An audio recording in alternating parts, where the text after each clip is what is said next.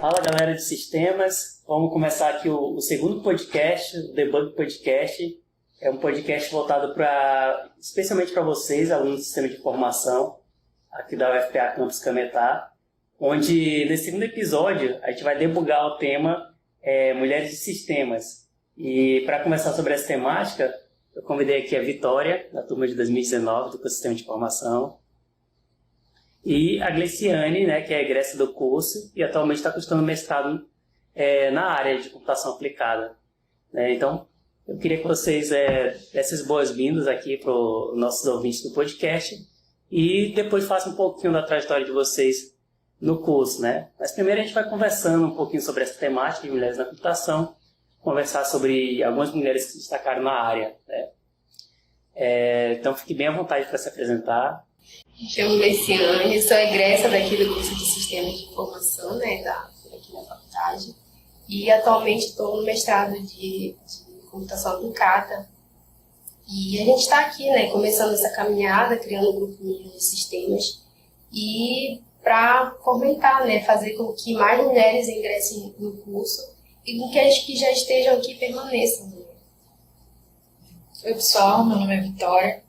Eu sou de 2020 do curso de Sistemas e eu estou com a Gleiciane nessa caminhada das meninas de Sistemas para chamar a atenção das meninas e quebrar alguns paradigmas, né, que são estabelecidos, né, dentro de casa, desde criança, né, e mostrar também que a gente tem um lugar nessa área. Esse foi um debate que ele começou assim, ele teve o ponto de início na jornada passada, né, onde a professora Ilmara veio palestrar sobre o assunto, teve a mesa redonda. Foi algo assim que nós, enquanto professores e alunos também, acredito, vocês já tinham essa visão, né, antes da palestra, né, não foi algo ali que surgiu, mas ela sempre ficou de lado, né, só tem professores homens, né, mulheres que entram no curso evadem, só que normal, né? Ficava naquela assim, a gente falava assim, é normal, acontece. Ninguém nunca parou assim para vamos tentar entender um pouquinho melhor isso daqui e tentar mudar um pouco esse cenário, né? Agora a gente inicia esse movimento, né? E acredito que vai trazer bons frutos, né? E aí tem vários mitos nesse meio, né? Por que isso acontece, né? E aí tem acho que primeiro essa falta de entendimento, acho que a primeira coisa é se combater, né, fazer com que as pessoas entendam que isso não acontece por acaso e que isso assim, não tem nada a ver com falta de capacidade, né? Acho que é algo que a gente vai começar aqui hoje. Tanto que a gente tem várias mulheres que são exemplos na área, né? Que acho que a gente pode começar um pouquinho sobre isso, né? Quais mulheres assim fizeram a computação chegar onde a gente está hoje, né? Que a gente não está falando nem de exemplos atuais que a gente tem aos montes, né, no mercado de trabalho, na própria academia, mas da história da computação. Né? O que fez a computação chegar aqui até hoje foram justamente mulheres ali que foram pontos-chave, né? E a gente puxando por uma ordem cronológica, né? Vem primeiro lá a da Lovelace, né, que foi a primeira programadora, considerada assim, né, a mãe da programação, a patrona até hoje, né? É patrona ou é matriarca? Acho que...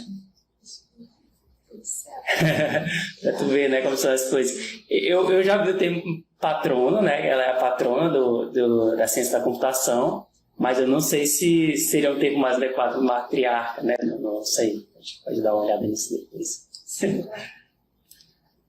E aí, que vocês já tinham ouvido falar da Ada antes de entrar no curso? Como é que esse conhecimento da figura da Ada Lovelace, assim, que vocês tiveram antes de entrar no curso, durante o curso, como é que vocês enxergam ela nessa história da computação? Na verdade, né, essa questão por exemplo, das mulheres em si, eu fui ter mais conhecimento assim para ver, né, como em questão de a gente não se tá assim, ter esse contexto de poucas mulheres. Por exemplo, a nossa turma tinha 5 mulheres, né? Já entrou num contexto diferente. Só que teve outras turmas que não. Tanto é que todo mundo falava, né, que a nossa turma era a primeira que tinha mais mulheres. E tanto é que eu não tinha essa atenção de saber quais mulheres estavam na área ou se já teve outras, né. A gente assistia assim por alto, mas eu não tinha mesmo essa proximidade, né. E entrando agora nesse contexto para como foi dito, para entender mais, né, a questão das mulheres na área, eu comecei a me deparar com isso. Que no decorrer da história tem várias mulheres que, tanto não só na computação, né, mas na ciência também, em outras áreas, mulheres que fizeram muitas descobertas, né, e que muitas das vezes elas estão meio um pouco que escondidas. Por exemplo, a gente estava até conversando com a Vitória, né, sobre a que capturou, né, a primeira imagem do DNA, que ela lutou tanto, né, teve até uma história trágica, né, mas ela não foi tanto reconhecida sobre isso. A Vitória pode dar continuidade também. Sobre a Ada, em relação ao curso, eu não tive muitas influências quando fui selecionada, né? Eu vim aprender já dentro do curso que existem sim grandes mulheres que fizeram, como disse, descobertas, né, históricas e que são meio que ou apagadas, como essa do DNA, que ela conseguiu fotografar a primeira foto de DNA, e o trabalho dela foi roubado por 3 homens, eles conseguiram o prêmio Nobel, e mesmo depois de 6 anos deles ganharem, essa pessoa que ajudou eles escreveu um livro e contou lá que ele fez isso, e em nenhum momento durante os discursos que eles ganharam o prêmio, eles citaram o nome dela, que era Mary Frank, alguma coisa assim. E ela, devido, né, muito tempo exposta, ela adquiriu uma doença, sabe? Mas ela foi a mulher que conseguiu fotografar e apresentar, assim, o DNA, o formato dele com as 2 hélices. Eu achei muito interessante. A própria Ada, ela tem um contexto histórico, assim, né? Porque ela, infelizmente, poderia também ter sido jogada de lado da história, né? Mas ela era filha do Lord Byron, né? Ela convivia no meio ali que era impossível não notar ela, mas para ela ter também status sociais, né? Então poderiam ter roubado assim, a pesquisa dela também. E aí ela fez o algoritmo para a máquina analítica, né? Que na época existia, né? A máquina em si, mas não tinha como utilizar a máquina, né? De maneira algorítmica, e ela criou esse primeiro algoritmo, por isso ela é considerada aí a primeira programadora da história, né? E aí nessa linha cronológica, acredito que a segunda seja a Grace Murray Hope. A Grace, o que eu sei dela, né? Não estou falando aqui, mas já tinha estudado um pouquinho da história da computação, né? E fui justamente vendo assim o ponto que elas influenciaram. Ela foi a criadora de uma linguagem que foi a precursora do COBOL, né? Mas qual é o contexto dela? Ela era da Marinha Americana, então, majoritariamente homens assim também, né? E aí ela teve que, além de ser uma mulher na área de tecnologia, estava no meio militar, que acho que a coisa escala mais, né? E aí ela tinha uma frase assim que me chamou a atenção. Ela falava assim: é mais fácil pedir desculpa do que pedir permissão. Então, quando ela queria fazer uma coisa, ela ia lá e fazia.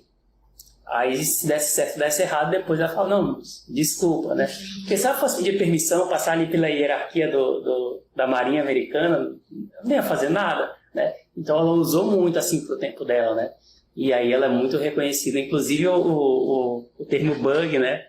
Dizem que foi ela que originou, porque, enfim, tinha uma máquina lá, não sei se era válvula, aquelas máquinas antigas que não estava funcionando, não estava esquentando, porque tinha uns insetos lá, tinha uma borboleta lá. Aí, deu bug, né? Deu bug e parou de funcionar, né? E aí o termo foi cunhado assim e dedicado a ela, né? Diz que ela foi uma das primeiras a utilizar, né?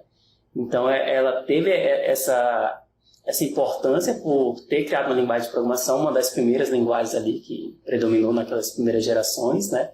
De linguagens, e várias outras contribuições assim dentro da computação, porque quando a gente estuda a história da computação, a gente vê que muita dessa evolução vem da área militar, né? Equipamentos que são feitos para a guerra, depois vão tornando o uso comercial, depois doméstico, né? Colocamos assim. O próprio computador, micro-ondas, vários exemplos aí de tecnologias que são feitas na guerra, onde o investimento é alto, né? E depois se pensa no como ele pode utilizar no dia a dia, beneficiar no dia a dia, né? E tem outras mulheres, né? Vocês estavam falando de algumas aqui antes da gente começar o bate-papo. Tem a Carol Shaw, que ajudou a desenvolver um dos jogos mais famosos, né, do Atari, que ficou, acho muito legal. Aí, o que... Mas, tipo assim, o senhor falou sobre a Grace. A Grace, ela era professora antes de entrar na Marinha. E devido à época estar em guerra, né, para ela não foi fácil sequer entrar lá. Por isso que essa foi a primeira, eu acho, grande guerra dela. E ela não tinha um conhecimento muito amplo em física, o que também, né, desclassificava ela para o que ela queria lá, né. Então, até ingressar, não posso falar assim, a entrada dela lá foi uma barra. Tem que se provar mais de uma vez, né? Eu acho que vocês podem dizer isso melhor do que nós, né? Do lugar de fala de vocês. Mas não basta saber, né? Tem que outras barreiras ali antes de poder chegar nesse esquisito do saber, né? Então, imagina voltando isso para uma época aí, algumas décadas atrás, né? E o contexto militar, né? Que eu acho que a coisa só piora aí, né? Então, assim, por que a gente está falando sobre isso? Porque elas abriram portas, né? Acabam abrindo portas para... A situação hoje já não está boa, né? Mas se elas não tivessem aberto essas portas, talvez estivesse pior, né? Infelizmente, né? Sim, elas tiveram um papel fundamental, acho que para todas as descobertas futuras, né? Para a gente chegar no que é hoje. A Ada, ela se baseava muito, ela tinha inspiração em grandes mulheres.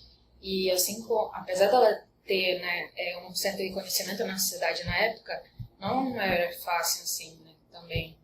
Ela se inspirou em uma delas, eu não estou lembrada exatamente agora do nome, mas depois eu posso repassar, que ela tinha que estudar meio que escondido, porque para a época era tipo hediondo uma mulher parar para ler livros relacionados à física, química e afins, sabe? E ela se dedicou muito. Ela gostava muito de matemática, e aí ela tinha que esperar os pais dela dormirem, né? Sabe? Uma coisa bem assim, de baixo, assim, do lençol meio Harry Potter.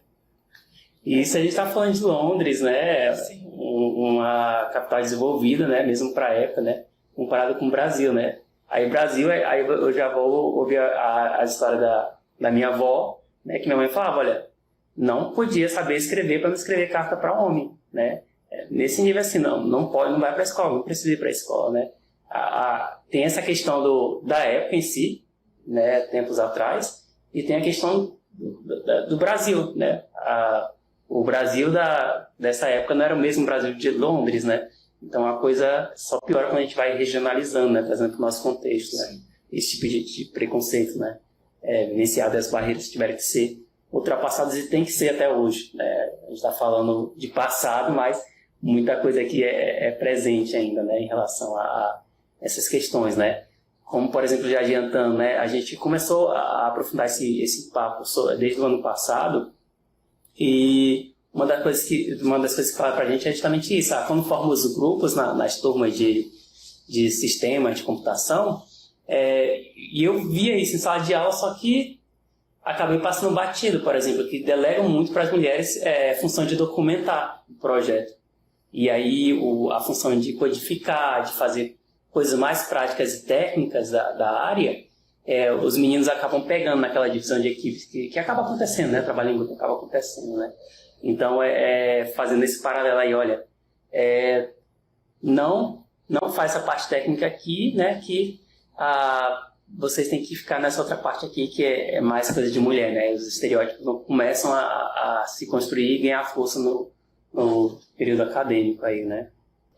Mas da parte histórica, assim, das mulheres, a gente complementa mais alguma coisa? Da Shao, não sei se... Que dela eu fui vendo mais agora mesmo, essa parte do jogo, né? Mas ela não é tão, assim... é antigo, mas, né, eu acho que é um dos mais atuais papéis femininos que a gente consegue ver, assim, mais visível, né? Uma coisa que vocês estavam comentando aqui, antes da gente começar o podcast, que eu achei interessante, foi, talvez seja aí um pouco da época da Shao, que fez o jogo de Atari, né? Que nos primeiros jogos de Atari 2600, uma coisa assim, aí eu vou falar. Foi a questão do estereótipo que foi se criando para a área da computação, né?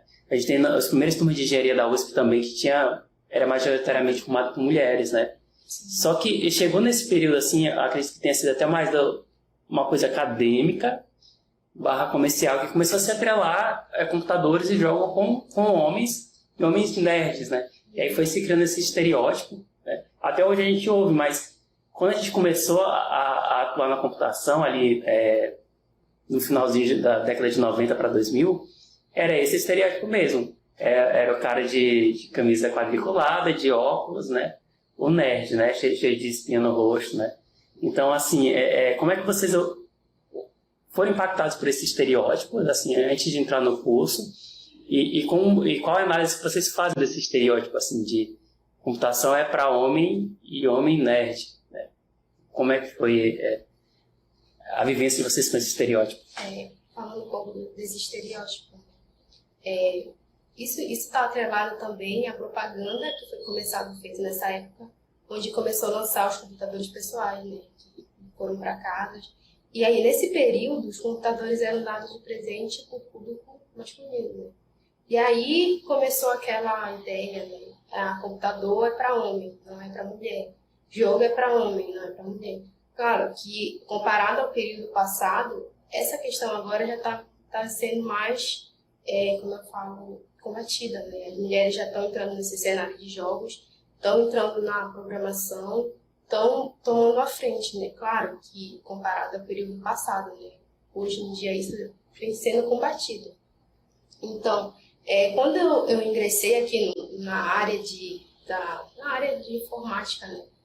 Eu sempre gostava eu fiz o primeiro curso que foi os cursos de, como é que eu posso dizer?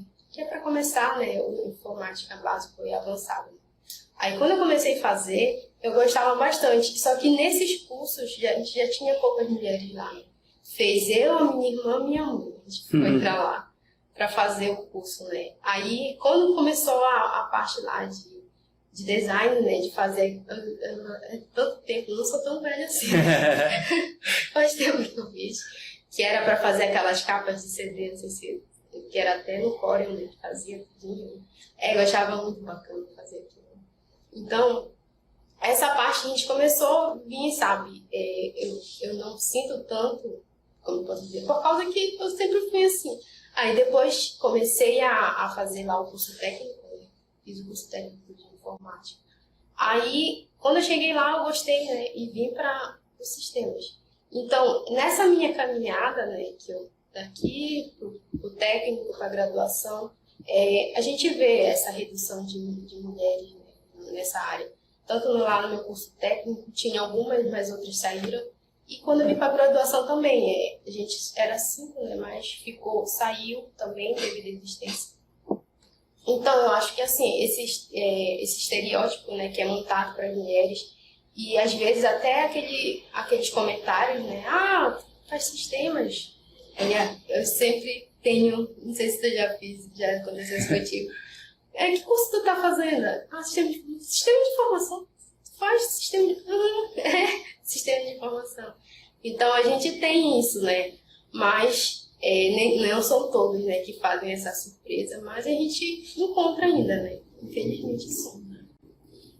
A minha caminhada para chegar aqui, ela foi um pouco intrigante, assim.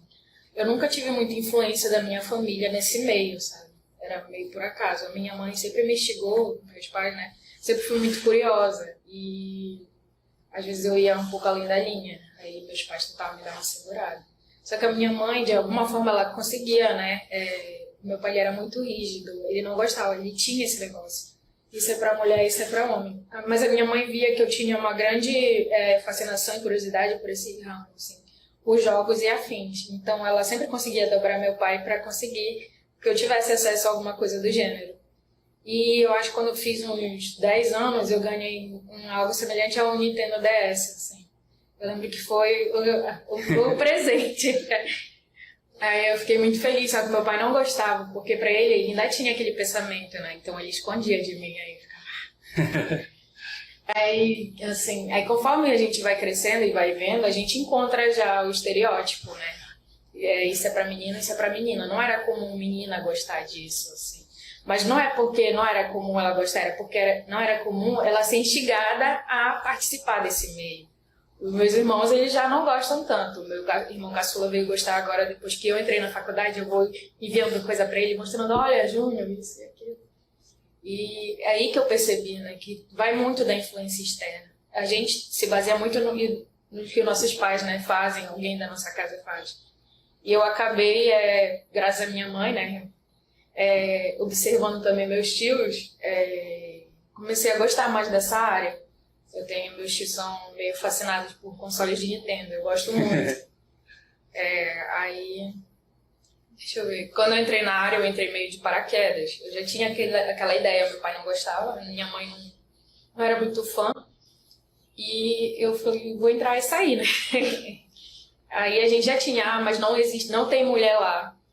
Tem, só que são poucas. Mas as mulheres de lá são diferentes. Tem aí entra o estereótipo nerd.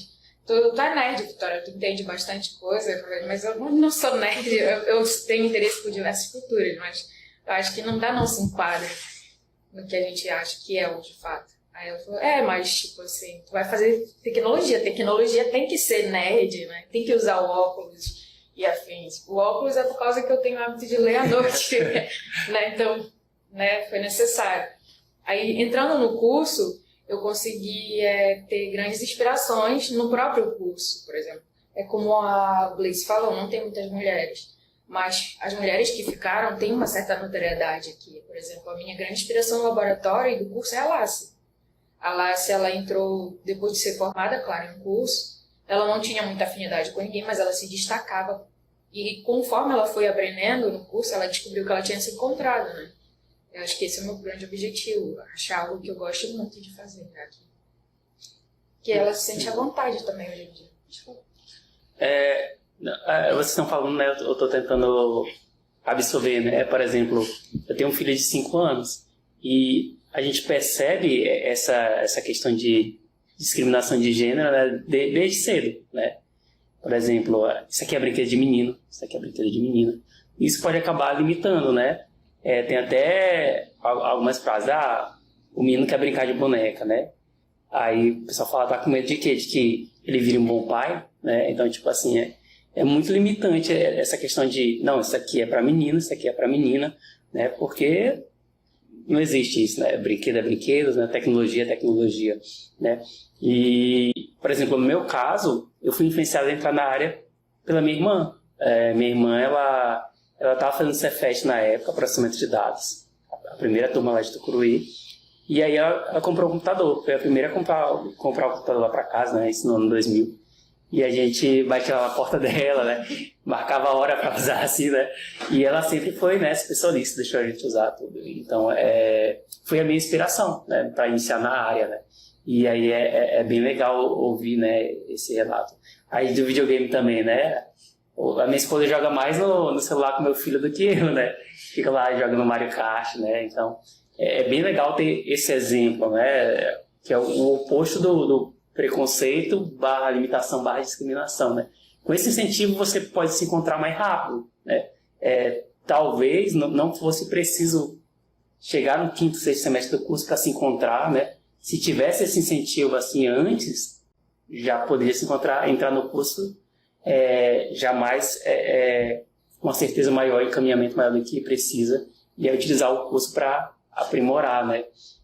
A gente poderia potencializar esse lado de formação, né? Seria bem legal. Eu acho intrigante essa parte que o senhor comentou sobre a limitação, que eu entrei aqui, já tinha me limitado, eu já entendia, toda a minha família já tinha colocado a minha avó, que aquele era o limite, que eu não podia fazer porque não era certo, né? E eu também me limitava, né? A partir do momento que eu entrei, eu já tinha pensamento. Eu já entrei pensando em sair. E quando eu consegui perceber que eu poderia ir além, quebrar aquilo é só um estereótipo, né? Eu consegui, de certa forma, a gente sempre consegue como eu posso falar? Não marca uma pessoa assim. A gente consegue se destacar, a gente conseguiu. A Gleiciane, né? Hoje também é uma das grandes inspirações das meninas, minha também, né? Que ela conseguiu se destacar na área. A gente, né, passa todos os dias pelo mesmo processo que, né, alguns garotos. e conseguir, a gente, para conseguir esse destaque, esse reconhecimento, tem que fazer, às vezes, um pouco mais. Não desmerecendo jamais aquele que, né, muitos deles nos ajudam, mas não é sempre assim. Sim. Bom, nesse sentido que a gente estava conversando sobre como as coisas acontecem, principalmente em sala de aula, né? Eu acho que agora a gente pode falar um pouquinho mais do dia a dia do curso de sala de aula. Quais os tipos de preconceitos que vocês observam, né? Como eu falando assim, eu enquanto professor homem, tinha coisas assim que eu passava batido. Hoje em dia eu tento prestar mais atenção, né? Mas vocês, assim, qual tipo de preconceito vocês enxergam e vivenciam assim durante o curso? Ou viram outras mulheres relatar?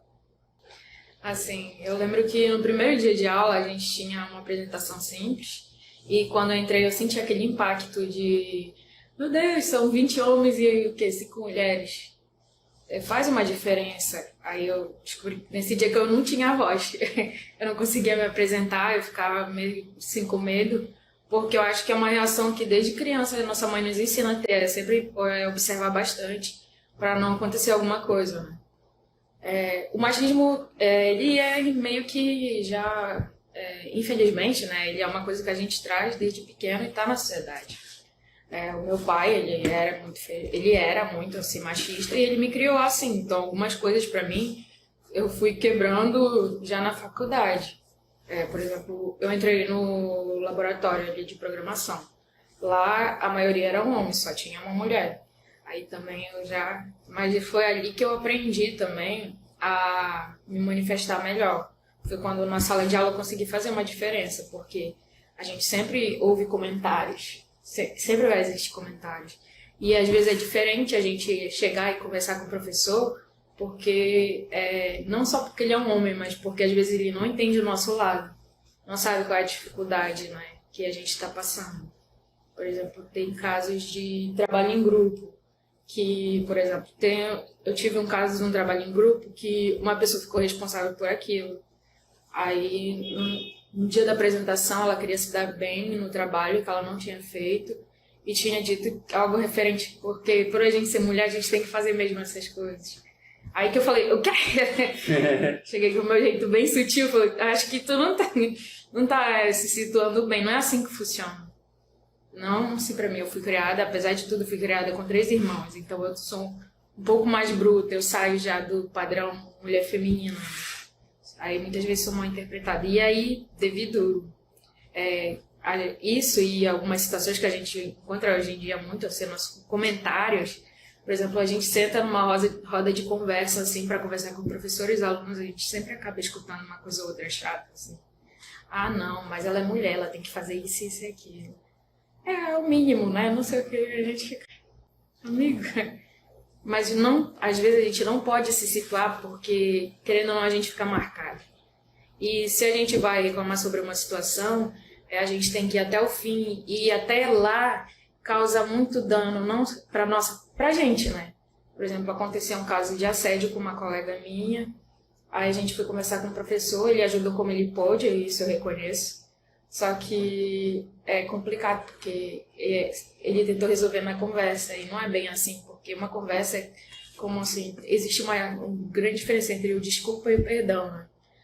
Aí, a desculpa é quando tu sabe que tu pode fazer de novo, o perdão é quando tu vai fazer de tudo pra te não voltar a fazer aquele erro. Aí eu percebi assim que naquele momento que a gente tem que estar um pouco mais, né, com um pouco mais de armadura, querendo ou não, a minha mãe sempre me ensinou a ter minhas barreiras, assim, porque é a gente que põe os limites, né? Então não é fácil. Eu tenho que identificar o que está acontecendo, porque às vezes a gente também não está identificando, mas está ali o preconceito, está ali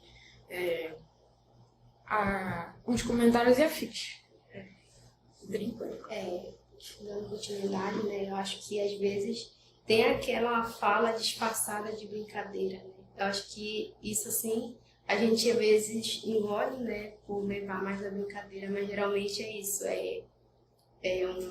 a brincadeirinha que é tirada aqui, tirada ali. Às vezes a gente deixa passar, mas às vezes aquilo fica na cabeça da gente, né? E puxando por outro lado, a questão de ser muito observadora. Acho que nós mulheres, a gente tem isso, né, de ser muito observadora, de agir sempre com o pé atrás. por causa de justamente disso, né? De encontrar alguns cenários que a gente vê aquilo e vai querer fazer o correto, né? As ações corretas. Só que até para fazer as ações corretas a gente é julgado. Ah, por que tu fez isso? É só uma brincadeira, não precisa levar para esse lado. E em relação a isso, porque eu posso agir dessa forma assim, né? Como eu falo, meu pai, a minha mãe, a gente sempre teve essa questão, sabe? Desde criança, nunca... Porque a gente é só mulher, sabe? Eu, minha mãe e só meu pai. E para proteger a gente disso, né? Ele sempre nunca deu assim. Tem gente que fala que quando dá brinquedo, né? Boneca é pra menina, né? Meu pai não. Ele deu o primeiro presente que eu lembro assim de infância que me marcou, né? Não sei se vocês aquele triciclo, sabe? Toda menina ganhava rosa. Eu gosto de rosa, né? Tanto é que isso não me influenciou, eu gosto. Só que o meu pai foi diferente. Ele pegou, eu lembro benzinho até hoje. Ele comprou um azul e amarelo, né? E com detalhes vermelhos. Ele me deu de presente isso e uma bola. Então, ele sempre quis quebrar isso, sabe? Da boneca, né? Sempre boneca eu ganhava, mas o dele foi diferente. Justamente isso pra gente, ele falava, né? Que é pra gente se defender de uma certa forma. Tanto é que às vezes pessoas me veem assim, né? Pensar, muito delicada. Né? Não, eu gosto dessa parte, eu gosto de jogar futebol, eu gosto de praticar outras coisas. Isso que eu ia falar, né? O poder da influência, né? Te deu uma bola, hoje tu é jogadora, né? De futebol, né? Aí, eu sou assim, de entrar para a área de informática, né? Quando eu falei do curso lá atrás, que ele deu, a gente começou a fazer e foi comprado um computador, né, pra gente. Com a minha irmã, a gente mais gostava de jogar aquele jogo, que tinha até o do Hulk que a gente gostava de jogar, e que naquela época era bem jogado, que era,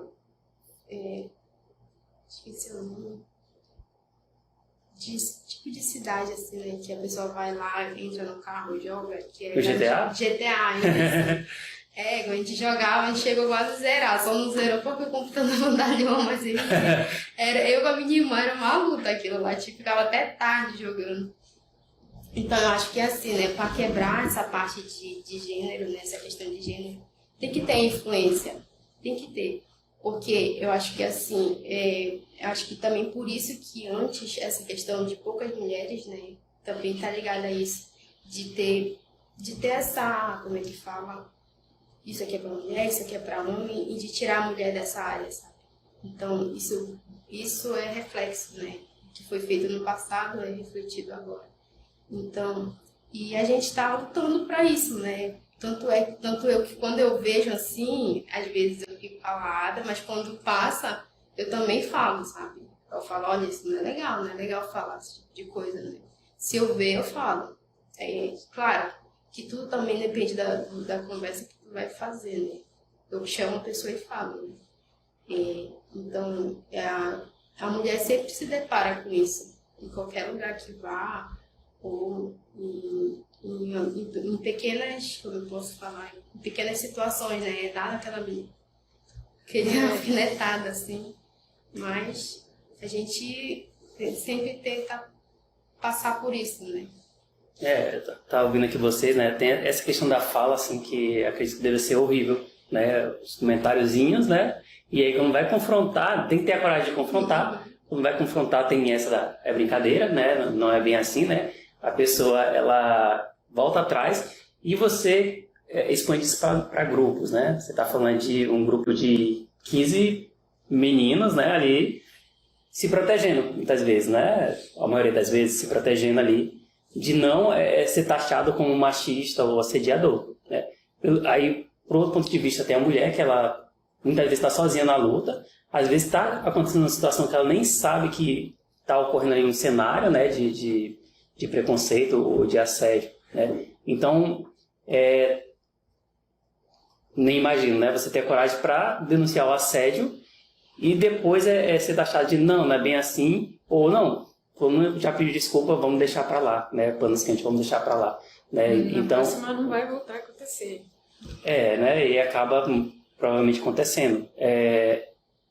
por isso, a gente pode falar agora um pouquinho sobre ações de empoderamento, né? Porque nesse jogo, esse jogo está desigual, né? Nesse sentido de são muitos homens, muitas situações ruins, né? E como fazer com que a mulher se fortaleça para poder lidar e a gente espera que em pouco tempo a gente alterar o cenário, né? Então, as poucas mulheres se unirem, todo o ambiente, né, incluindo homens ali, tentar reduzir, não fazer com que esses cenários aconteçam, né?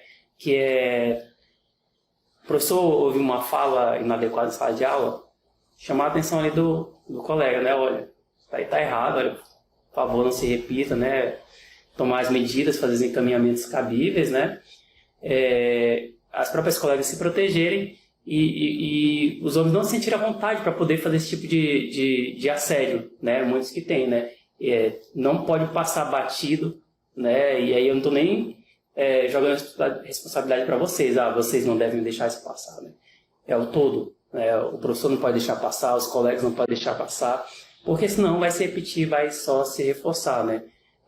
E aí tem várias ações, né? Isso aqui a gente não está falando nem de cabeça que a gente acha que deve ser assim, né? Tem toda uma área de pesquisa, inclusive está sendo a temática de pesquisa aí do mestrado da Gleiciane, que mostra ações que podem ser feitas para poder combater essas situações, né? Então eu queria que você falasse um pouquinho de como a gente pode mudar, né, esses cenários e enquanto grupo ali, infelizmente minoritário de mulheres, né? E também o contexto, como a gente pode mudar a sala de aula. Aí já insira também os homens, né? Como um professor pode mudar, né? Os alunos também, para que isso passe a ser exceção, né? Não muitas das vezes regra que a gente vê em sala de aula, né? Esse tipo de situação que vocês estão relatando. Falando assim dos estudos, né? É uma discrepância muito grande, né, em relação a isso. Vários estudos já relatam isso, de pouca frequência, né, da mulher nos cursos da área da computação. Então, a gente vendo isso, né, tem várias ações que estão aí para fazer com que mais mulheres ingressem nessa área, que não só que ingressem, né, que permaneçam na área e sigam uma carreira profissional nisso, né, que esse reflexo de poucas mulheres na área, isso também reflete no mercado, né, onde poucas mulheres estão atuando na área de forma profissionalmente, né? E vendo isso, essas ações, elas ajudam a influenciar as mulheres na área e a permanecerem na área. Porque vendo uma turma, por exemplo, com um percentual de mulheres, fazendo um estudo nessa turma, a gente pode saber o que pode levar as evadirem, né? Ou se estão sofrendo algum tipo de preconceito, e se esse tipo de preconceito pode influenciar a evasão. Então, a partir dessa identificação do problema, de saber o que está acontecendo, de entrar em contato, né, com esse público, a gente pode direcionar ações eficazes que podem fazer com que as mulheres permaneçam na área. Né? E também levando para o outro lado, né, fazer com que meninas lá do ensino médio, né, realizar pesquisas nessa área, né, saber se elas, o que pode influenciar elas entrarem, se elas têm interesse na área, né, e fazer com que elas venham para a área também. E foi nesse intuito, né, abrindo aqui a ênfase para o grupo de meninas de sistemas, né, por que foi criado, né. Tudo começou lá na jornada da computação do ano passado, e através da jornada a gente foi apresentada a professora Iomara, né, que ela também tem um grupo dessa área, né, que é o Meninas Pai d'Égua. E ela mostrou pra gente lá a primeira turma, na palestra dela, ela falou sobre a primeira turma, né, que era a maioria mulheres, né, a primeira turma de ciência da computação. E a gente estava lá na plateia assistindo, a gente participou de uma mesa redonda, né, lá com a professora, falou um pouco.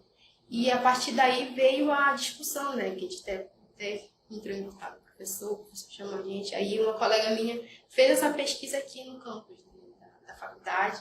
A gente observou que isso também é refletido aqui. Aí daí a gente começou essa saga, né, de não só ver o problema, né, mas também criar uma solução, tentar criar uma solução. E daí veio a ideia, né, do grupo Meninas de Sistemas, e a gente já está caminhando, já tem integrantes, né, já está criando o lançamento do evento. A Vitória já faz parte aqui do nosso projeto. já tem um cargo, né, de desenvolvedora.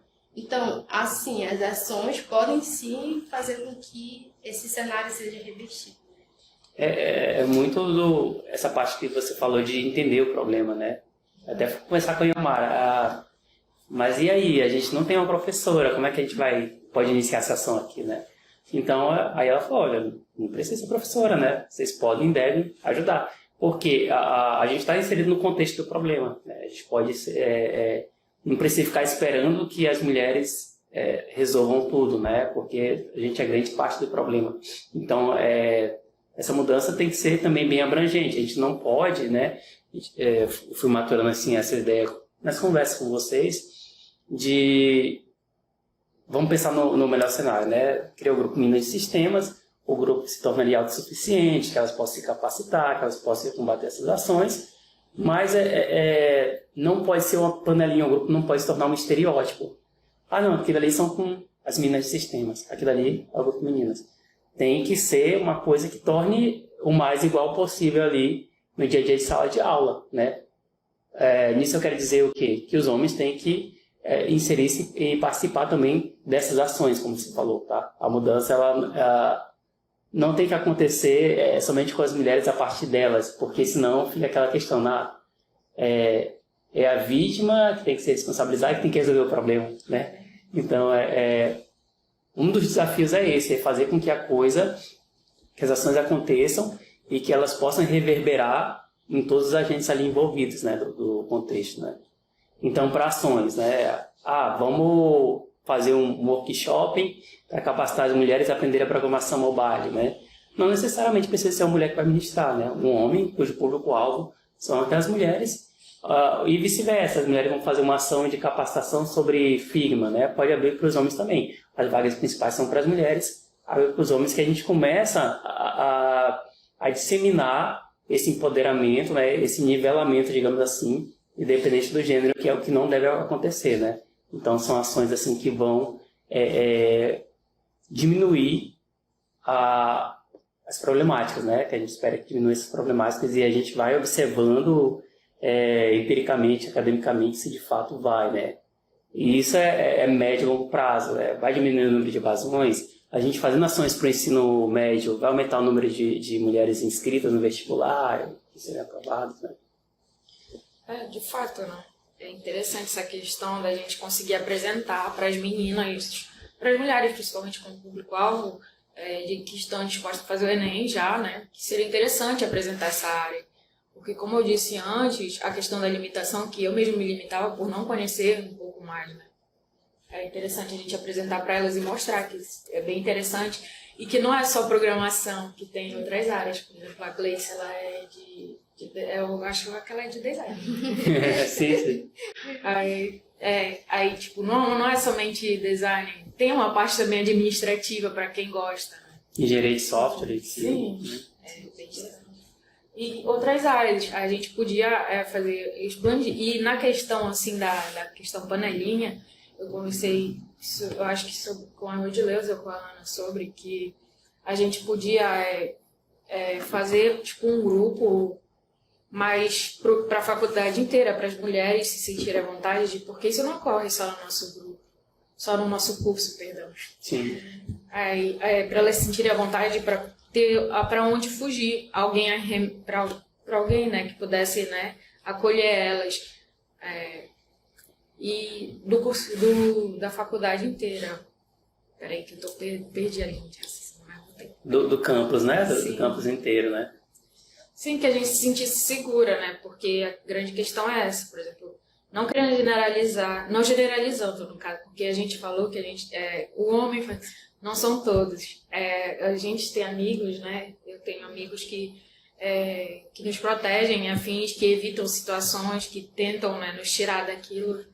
E, né, agradeço muito. E que nos ajudam, assim, a melhorar, e não por uma questão, assim, de que a gente pode... com segundas intenções, porque a gente tem ainda essa questão das segundas intenções em algumas coisas que a gente faz. Aí, a questão do grupo seria ajudar todas as mulheres do campus, acolher elas, para que elas se sentissem à vontade. Teve uma situação de uma moça em Limoeiro, que ela veio conversar comigo. eu não conheço ela muito bem, como é que eu vou ajudar alguém, né? Mas está acontecendo isso, então eu vou me empenhar para tentar ajudar.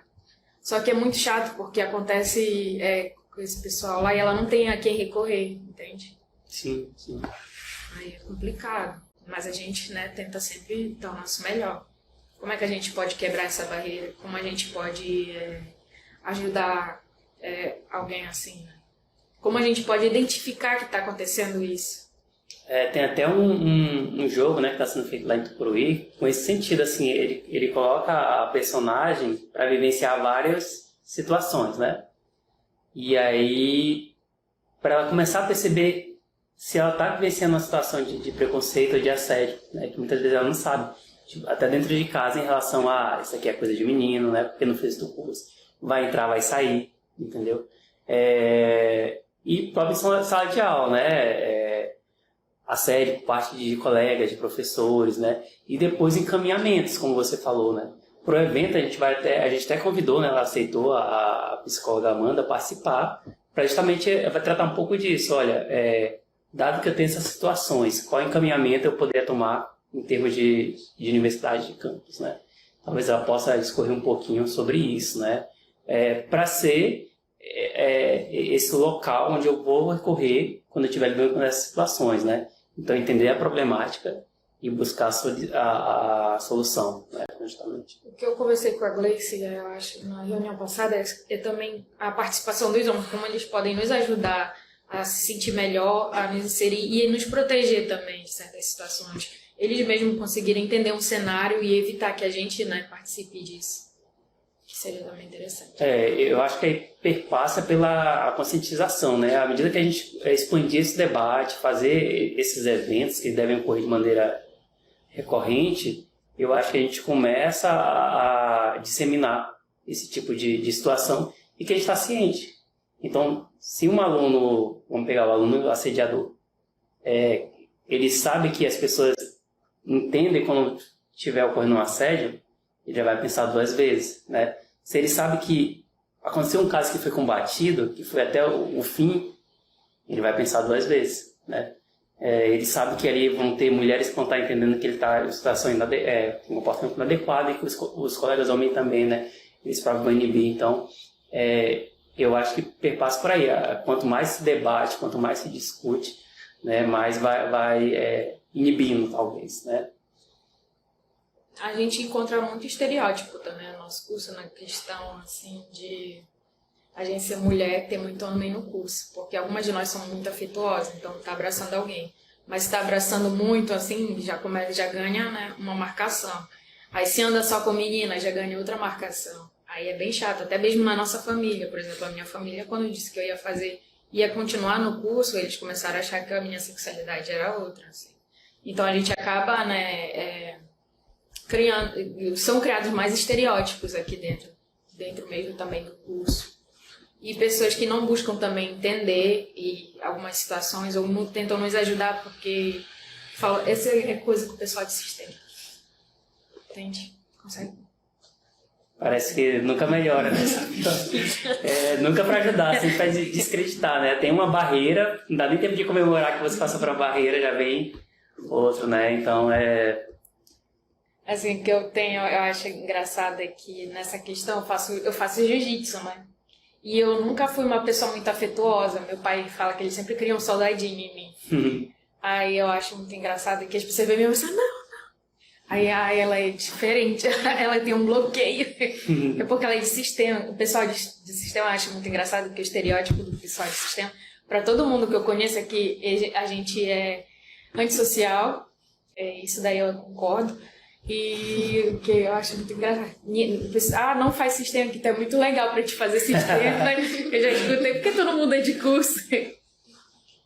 O que mais? Perdi a linha de raciocínio, mas eu acho engraçado, deixa eu pensar, o relacionado a sistemas. A gente tem um estereótipo não de nerd. Me perdi a linha. Mas aqui local ou geral? Aqui local já. Né? Eu acho tem muitos estereótipos. Também tem um que não liga para algumas pautas que acontecem lá. A politizada, né? Que a gente Algo isso é verdade, né? Como a Vitória falou. Mas acaba sendo estereótipo, tem gente que adora, entendeu? Eu acho muito... Não, esse aqui é o meu favorito. Ah, ele é estranho, ele é de sistemas. Ah, ela é estranha, ela é de sistemas. É o nosso estereótipo, assim, que eu já ouvi muito, assim.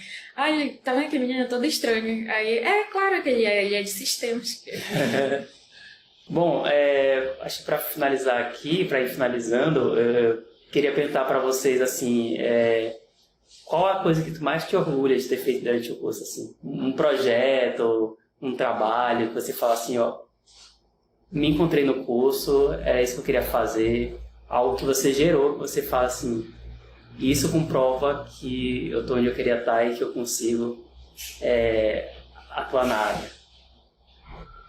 Ou um momento. Mais fácil é o momento. Quer falar, Vitória? Fale. Deixa eu ver aqui. Habla, mestranda. Não, acho que foi justamente, eu acho que foi uma que abriu, assim, a gente fala, a mente da gente, quando a gente chega naquele momento, parece que brilha o olho, né? Foi justamente a disciplina, né? Foi naquele momento lá, que eu tava lá vendo a disciplina de RHC, né? Não, isso aqui eu ficava desfrutando na aula do professor. Isso aqui eu gosto, isso aqui eu me encontrei aqui no curso. Eu repasso lá pelas áreas de HTML, né? Então, sei a área, sei, mas o que fez o meu olho brilhar mesmo é essa parte, assim, principalmente de pensar no produto, né? Porque o IHC vem também dessa parte. E quando eu comecei, gostei da área e foi a fundo, né, na área, que agora eu estou me especializando ainda mais, é assim, de tu pegar o usuário, pegar o conjunto de usuário, estudar ele lá, ver o problema dele, né, e criar um produto a partir disso. Criar um produto que vai solucionar um problema, né? Pode ser um problema, porque a nossa área é isso, né? Essa parte, solucionar um problema de forma computacional, né? Exatamente. Aí foi o que agora é o que está me enchendo os olhos, né? Isso aqui eu fazendo, estudando, criando uma jornada com o usuário, criando um fluxo aqui, pegando isso aqui, eu junto isso aqui, crio um protótipo inicial, daqui crio um protótipo, aí vai chegar lá na mão do dev, né? E vai botar para funcionar. Esse percurso, né, de entender tudo isso está abrindo os olhos, né? Porque a nossa área está aí, né? É o futuro, né? É muito legal ouvir isso, né? Porque tem esse estereótipo ainda do programador. Entrou em sistema, você quer programar, quer ficar ali na frente do computador programando, né? Porque programação ela é uma parte do curso, né? Da profissão. Antes da programação você tem um mundo, ali desde requisitos, a parte de UX, fluxo do usuário, entender a problemática e resolver. E depois o sistema também tem outro mundo, que vocês vivenciam bastante lá no Ambry, que é fazer o usuário utilizar o aplicativo no dia a dia, implantar o aplicativo, fazer a coisa acontecer do ponto de vista de negócio. Tá? Se você pega esse todo, a programação é uma parte, ela não resolve o problema sozinho. Né? Então tem várias outras habilidades, como vocês estão falando, que podem ser exploradas. Se as meninas, os meninos do ensino médio fundamental olharem com esses olhos o quão ampla é a área, talvez eles pudessem interessar mais, né? em cursar, né? Prestar vestibular. Né? Então é legal. E foi justamente esse cenário, né? De o curso ele ser a base, né? De te dar a base, mas a gente, né, que tem que ir a fundo, né? Se debruçar mesmo, estudar. Foi o que aconteceu comigo. Eu tive a disciplina, me interessei na área e comecei a me aprofundar, né?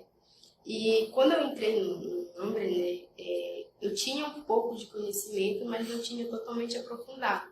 Eu acho que assim foi o que também me ajudou ainda mais, né? De correr atrás, de estudar, de não me deixar na minha zona de conforto, né? E também, como eu falo, quando eu comecei a estudar, né, a área, é quando tu senta lá, tu tá assistindo, pode ser uma videoaula longa, né? Mas quando eu sento lá, pra mim, normal, é mesmo que eu tô assistindo um filme, né? Eu tô lá absorvendo conhecimento, né? Eu trabalho com o que gosto, nunca mais quero trabalhar. Já é quase isso, né? Tem hora que dá uma... Fica meio estressado, mas... Mas é diferente, né? Não é por obrigação, né? Tipo, não é uma obrigação. Eu tô assistindo lá porque eu gosto, né? Gosto da área. Acho que é isso, é se identificar, né? Legal. E Vitória, qual foi teu momento? Shine. Deixa eu ver. Assim, dentro do curso eu acho que eu já fiz bastante realizações, né? Mas eu me senti meio que em casa. Foi onde tipo, antes do curso eu era muito antissocial. E o curso me deu me deixou mais à vontade para ser sociável, né? E conseguir me expressar de certa forma melhor devido a algumas situações, né? É complicado dizer assim quando for, mas o que enche, eu gosto assim, eu posso falar sem medo, né?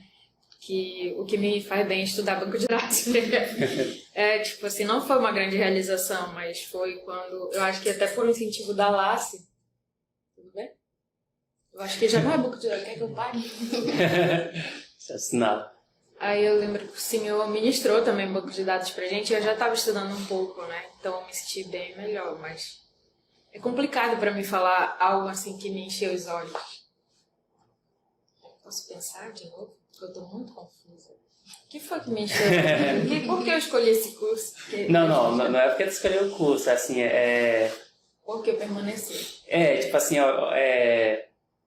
me encontrei, eu acho que é isso, que eu quero e que eu vou conseguir fazer e atuar aqui na área, entendeu? É aquele carimbo, assim, era isso mesmo. Faz sentido. Não faz sentido. Tá, deixa eu pensar. Eu gosto de back-end. Então, pra mim, assim, o back-end ele é tipo os bastidores. Eu sempre gostei de estar nos bastidores. Eu não gosto de ser foco principal. No laboratório, a gente vê muito o Léo e a Lassi. A Lassi, ela é full stack. Ela trabalha tanto com front como com back. E o Léo, ele é mais back. Eu gosto do back porque faz funcionar. E eu sempre gostei disso, de conseguir fazer as coisas funcionarem. Por exemplo, eu sou agora gerente do projeto do Ambre. Beleza. Eu consigo direcionar as pessoas, mas não sou eu que estou ali no carro, na frente, assim. Eu gosto de chegar e falar, não, tá funcionando. Eu acho que é meio que isso, né? Fazer as coisas irem pra frente. Eu gosto de sentir que estou conseguindo progredir. E aí, tipo, essa parte do back me passa um pouco disso, de dar certo alguma coisa. Como a Gleice fala, a gente trabalha com solução de problemas. Eu meio que gosto disso. Legal. Muito bom. Eu nunca tinha visto assim, essa analogia com back, assim, é bem legal. Gostei. Você está resolvendo ali, né?